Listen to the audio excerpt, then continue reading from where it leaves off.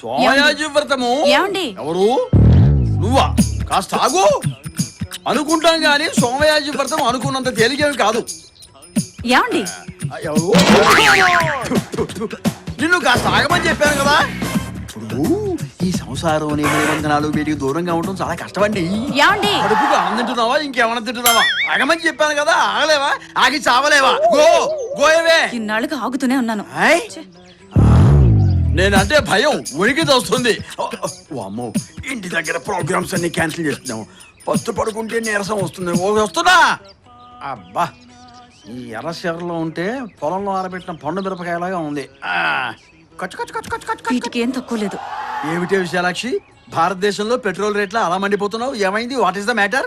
ఏముంది నా బొంద? అందరి జీవితాలు 3 పువ్వులు 6 కాయలుగా నడుస్తుంది. నా జీవితమే 3 వారిన చెట్టులా తయారైంది. ఓహో అదే, మరి చెప్పవే. ఒరే శంకర శాస్త్రి, అమ్మగారికి 3 గులాబీ పువ్వులను 6 గుమ్మడికాయలు బట్రా. నేను చెప్పింది అది కాదు. మరి ఇంకేమిటి? అర్థమయ్యేటి చెప్పు. మీకు అర్థమైతే నాకెందుకు తిప్పలు? ఓసి నీ అమ్మ కడుపు మాడ, సరిగ్గా చెప్పవే. ఏంటి చెప్పేది? అబ్బో, గట్టిగా అరవకే. నువ్వు సౌండ్ పార్టీవని తెలుసు. ఇది ఇల్లు కాదు, ఆలయ ప్రాంగణం. అలా తిడితే బాగుండదు. నువ్వు ఇంటికి వెళ్ళవే, అవే సర్దుకుంటాయి. సర్దుకుంటాయి 5 సంవత్సరాల నుంచి సర్దుకుంటూనే ఉన్నాను. కానీ ఏమైనా అంటే సోమయాజి వ్రతం అని నా నోరు నొక్కేస్తున్నారు.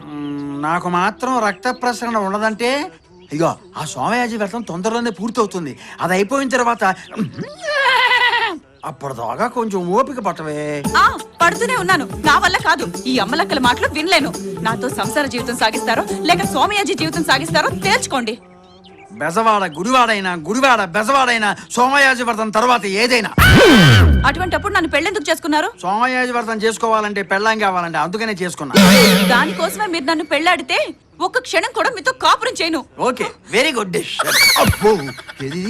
విశాలాక్షి, సర్లే పో. ఎక్కడికి పోతావు? ఎంత తిరిగినా సాయంకాలం ఇంటికి రావాల్సిందే కదా లైట్ వేయటానికి.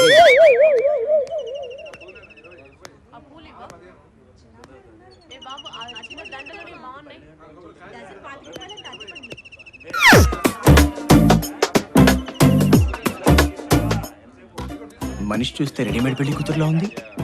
ఏజ్ కొంచెం ఎక్కువైనా పర్వాలేదు, పెళ్లి జరగడం ముఖ్యం. ఓకే.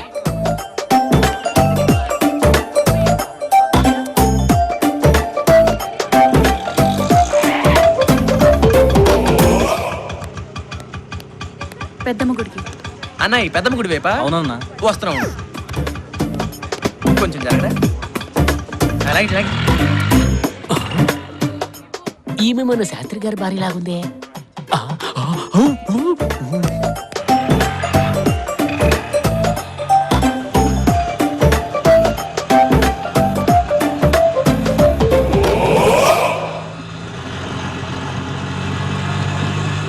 శోక సముద్రంలో స్విమ్మింగ్ చేస్తున్నట్టుందే. ఎలాగోలా ఓదార్చి మన ఒడ్డుకి చేరుతాం.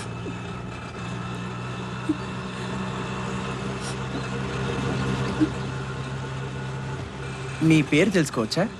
అది మీకెందుకట? డ్రెస్సింగ్ సావిత్రిలో ఉన్న, వాయిస్ భానుమతిలో ఉంది. ఈవెన్ని పాత పద్ధతిలో పడేద్దాం. అంటే అందమైన ఈ ప్రకృతిని చూడవలసిన మీ కళ్ళు చెమ్మగిల్లుతుంటే కొంచెం బాధాకరంగా ఉంది. కాళ్ళు తడవకుండా ఏ నదినైనా దాటొచ్చు, ఎంతటి సముద్రాన్నైనా ఈదొచ్చు. కానీ ఒక స్త్రీ తన కళ్ళు తడవకుండా జీవితంలో ఒక్క రోజైనా దాటలేదు. ఏమంటారు? మీరు కవులా? నిజాలు చెప్పడానికి కవులే అక్కర్లేదండి. జీవిత పాఠాలే మాటలై నోటి వెంట వస్తూ ఉంటాయి. నేను ఒక స్త్రీ పక్షపాతిని. ఏంటిడు లైన్లో పెడుతున్నట్టున్నాడు? అంటే మీరు? ఎస్, స్త్రీల హక్కుల కోసం పోరాడేవాడిని. అలాగా? అవునండి. పాపం స్త్రీకి స్వేచ్ఛ ఎక్కడుంది చెప్పండి? ఐడెంటిటీ లేని మనిషి.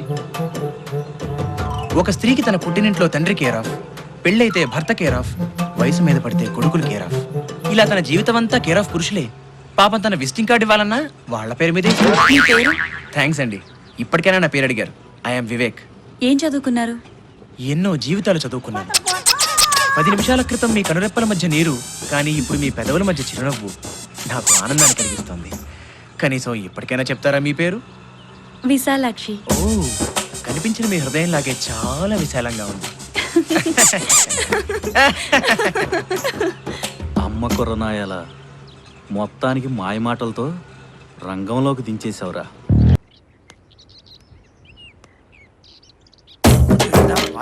అయ్యా వాడే కుర్రాడు బాగున్నాడు రా. అబ్బా మీ పెళ్ళాన్ని తీసుకెళ్ళింది వాడే. వాడా